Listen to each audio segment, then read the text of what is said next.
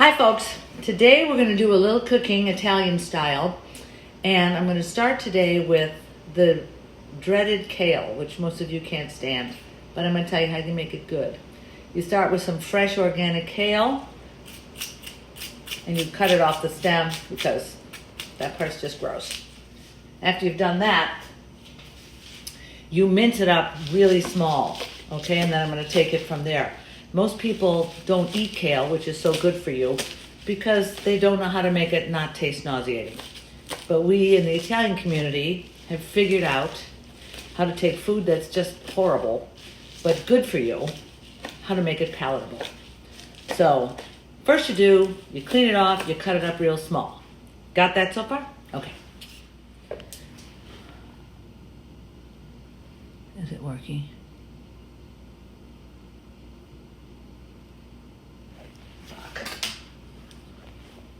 Oh, there we go. Okay, now once you've cut up your kale nice and small, bite-sized, actually less than bite-sized pieces, you have to do something to take the bitter away because we're going to be serving this raw, uncooked. So the way to take the bitter away is what we Italians call dry humping your kale. You take some good olive oil, okay, and give it a generous little schmutz. There you go. And now here comes the dry humping. You rub that in very carefully to all the little nooks and crannies of the raw kale. This big giant amount you see in this bowl will disappear. I mean, it'll scrunch down.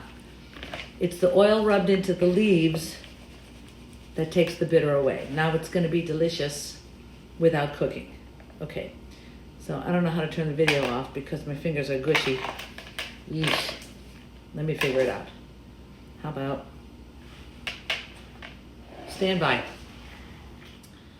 Now, once you have dry humped your kale, it's going to be shiny and beautiful. Look at that.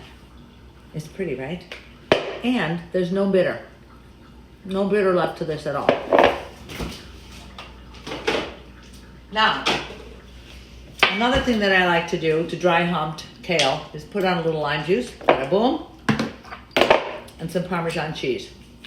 I take the cover off because the sprinkly part too slow. Mix that all together. Now it's ready to do whatever you want it to do. And this will last quite some time in the fridge, but this will all be gone by tonight. Okay? Okay.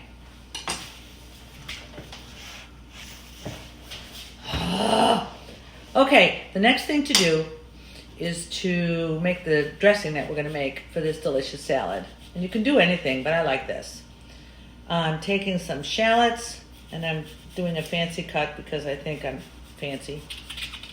Like this, and you cut it through. Can you see what I'm doing? Bada boom, bada boom, bada boom, bada boom. Making it easier when you actually dice. It comes out already diced nice and small. Isn't that cool? Shallots are very mild and very delicious, but they give just enough of a kick. Okay.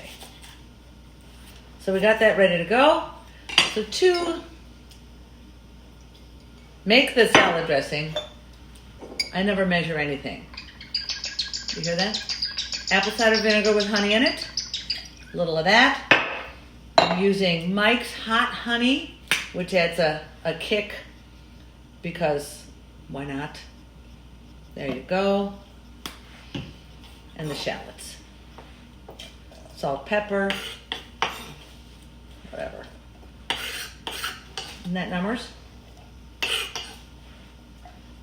For those of you who wondered, I've washed my hands 18 times already in the last hour. But it's always good to keep doing that. Boom, boom, boom, boom, boom. Pinch of salt. And pepper if you feel like it. Which, by the way, I always feel like it. So this is good on anything, by the way. It's just something that you can whip up very easily. And now because I live alone, and nobody's going to be sharing this with me, oh my God, that's perfection. So good. Okay, my friends. Now we're ready to put this entire conglomeration together. It's so good. Wait a minute. Is the camera going? Hold on. Oh, it's following me. It's finally working. Okay, here's how we do that. Oh my God, I'm so glad it finally worked. So to put this together, we start with our dry humped kale. I don't know, about this much. Yeah, whatever. The rest of it will be eaten. But follow me. Woo, woo, woo. To this kale, we add nicely thinly slivered red onions. Oh, it needs more kale. It needs more. You can't have too much of this stuff. Okay? So we put in the red onions. I have put in some beautiful chives just because I love the way that they taste. Very flavorful. And here's some dried dried cherries that I bought at Costco at 7 o'clock in the morning in the senior line because I'm old. Those are delicious. Some cut up dried mangoes because I love mangoes, so why wouldn't they go in there? And get them all in there. And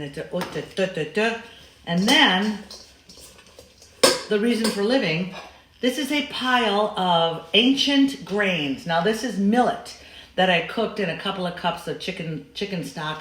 And I love millet. That's so cool. I love millet because mostly I love the story about it.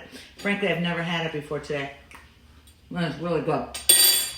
This is an ancient grain farmed 10,000 years ago in China. And it is quite delicious. You can use quinoa. You can use little pastas. You can use rice. But trust me, about a swing. Get that in there. Mix that all up together. How cool is this? Right? So it looks like this. All right?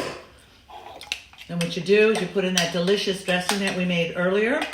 And to that dressing, I added a bunch of olive oil because you can never have too much olive oil. And now, because I'm doing this publicly, I'm using tongs to mix it up when normally I would stick my hands in there. But it's quite delish. And then, follow me. If you didn't follow me, take a beautiful dish.